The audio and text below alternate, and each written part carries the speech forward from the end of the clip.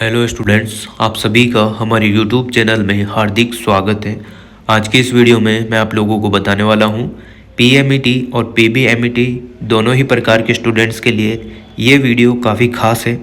उन्हें इस वीडियो में मैं ये बताऊंगा कि माइग्रेशन की ज़रूरत आपको कब पड़ेगी और माइग्रेशन आपको कब तक जमा करा देनी है कॉलेज में, और इन रोल नंबर होता क्या है, इसका क्या सीन है पूरा। तो कुछ स्टूडेंट्स के कमेंट थे तो सोचा कि इस पर आपको वीडियो बनाकर पूरी जानकारी दे दी जाए। अब पूरी जानकारी के लिए आपको पूरा वीडियो देखना होता है, और साथ में ही अगर आप लोग चैनल पर नए होते हैं तो like comment share and subscribe जरूर कर दें। पुराने भी लाइक कर सकते हैं, बस सब्सक्राइब नए करें, ठीक है। तो चलो स्टार्ट करते हैं आज की वीडियो। तो मैंने जैसा बोला है कि पीबीएमईटी और पीएमईटी दोनों ही प्रकार के स्टूडेंट्स के लिए ये वीडियो है। तो सबसे पहले एक बात आपको बता दूं, इनरोल नंबर होता क्या है। इनरोल नंबर बहुत सारे स्टूडेंट जानते हैं पर बहुत सारे नहीं जानते हैं। अब नए नए कॉलेज में जब आपका एडमिशन होता है तो ये सारी चीज़ें आपके लिए बहुत नई हो जाती है।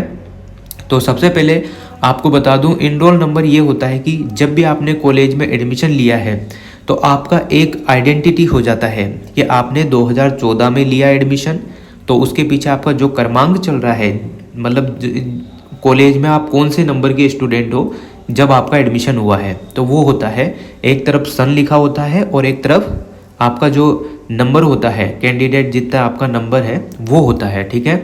तो जैसा कि अभी 2014 है तो 14 लिखा होगा, फिर ऑब्लिक 1070, 1020 जो भी लिखा है, 1 2 3 जो भी लिखा है वो पीछे लिखा होता है, ठीक। इस टाइप से कुछ डिजिट होती है, उसे कहते हैं इनरोल नंबर।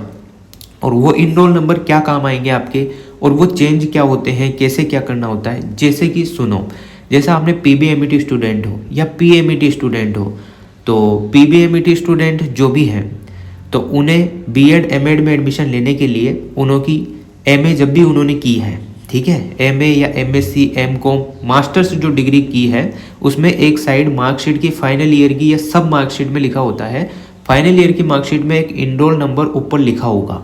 तो वो इनरोल नंबर चेंज कैसे होगा, वो ऐसे होगा कि जैसे आप लोग कोटा यूनिवर्सिटी से पढ़े हुए हैं, अब आपको राजस्थान यूनिवर्सिटी का कोई कॉलेज मिल गया है, तो वहाँ पर जो कोटा यूनिवर्सिटी का इनरोल नंबर था वो तो वहाँ से कैंसिल कर देंगे और आपको देंगे एक माइग्रेशन। माइग्रेशन क्या होती है, एक ट्रांसफ़र सर्टिफिकेट टाइप में कुछ होती है, जो छोटी क्लास में टीसी बोलते थे, अब वो माइग्रेशन होगी, यानी कि आपका ट्रांसफ़र अदर यूनिवर्सिटी में किया जा रहा है, समझ रहे हो। अब जैसे कोटा यूनिवर्सिटी से आपको जयपुर या राजस्थान यूनिवर्सिटी में आपको भेजा, तो वो इनरोल नंबर वहाँ से हट जाएंगे, जो कोटा यूनिवर्सिटी के हैं वहाँ तक ही रहेंगे वो।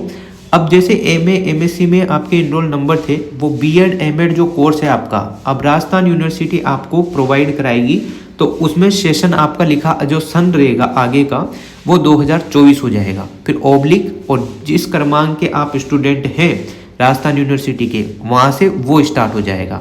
ऐसा होता है इनरोल नंबर का पूरा सिस्टम। पीएमईटी स्टूडेंट मतलब जो भी है उन्हें बता दूं, वो बीएड जहाँ से भी उन्होंने किया है, कहीं से भी किया हो, शेखावटी यूनिवर्सिटी, ब्रज यूनिवर्सिटी, कोटा, जहाँ से भी किया हुआ है, वहाँ के इनरोल नंबर हट के माइग्रेशन के थ्रू आपको माइग्रेशन जमा करानी होगी, जो भी नया कॉलेज जहाँ पर भी मिला है। जैसे आप मान लो शेखावटी यूनिवर्सिटी से हो, ठीक, जहाँ से आपने बीएड किया हुआ है, अब आपको मिल गया कोटा यूनिवर्सिटी, तो आपको वहाँ का माइग्रेशन लाना है, ठीक, और कोटा यूनिवर्सिटी जमा कराना है। जैसे ही आप जमा कराएंगे, आपका एडमिशन होती है, आपको इनरोल नंबर कोटा यूनिवर्सिटी के द्वारा प्रोवाइड किए जाएंगे। वो नए सेशन के होंगे, जैसे 2024 के हैं तो 24 ऑब्लिक आपका जो भी क्रमांक है वो रहेगा। ऐसा होता है इनरोल नंबर पूरा सेटअप। समझ गए ये बात। कुछ स्टूडेंट के कमेंट है, वो वीडियो पूरा देखें, और जिनका कमेंट नहीं है या जिन्हें सब कुछ समझ में आता है, खुद ही बहुत नॉलेज रखते हैं, तो फिर अलग बात है ना। तो ये बात है, इनरोल नंबर की होगी। माइग्रेशन आपको कब तक जमा कराना होता है, देखो आपका एडमिशन तो हो ही गया होगा, ठीक। अब जो भी आपके पास मार्कशीट है फाइनल ईयर की, जैसे बीएड एमएड जो कर रहे हैं उनके पास तो एमए एमएससी एमकॉम की मार्कशीट होगी, ठीक, फाइनल ईयर की। तो उसमें जो इनरोल नंबर है या उसके थ्रू आपको माइग्रेशन मिलेगी, जहाँ भी आपकी यूनिवर्सिटी है वहाँ से निकाल कर, और जो नया कॉलेज मिला है वहाँ जमा करनी है।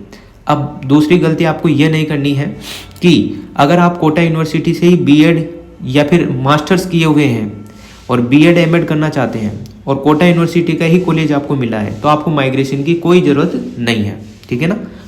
कुछ भी निकलाने की ज़रूरत नहीं होगी अगर आपकी सेम यूनिवर्सिटी है तो।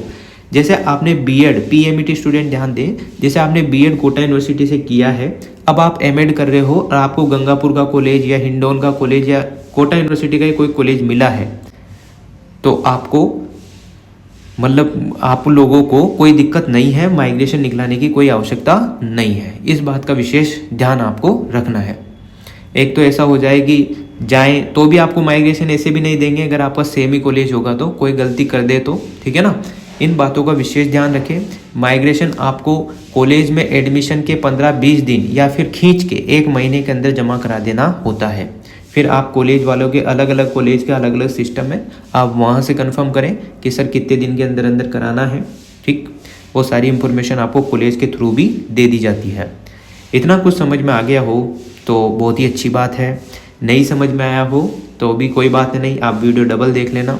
पर ये चीज़ें काम की आपकी, उम्मीद करता हूँ आपकी थोड़ी बहुत हेल्प तो हुई होगी, समझ में आपको आया होगा जो भी प्रोसेस। अगर आपको कोई दिक्कत है इससे रिलेटेड तो, और अगर आपको वीडियो अच्छा लगा हो तो like comment share and subscribe. Thanks for watching, best of luck.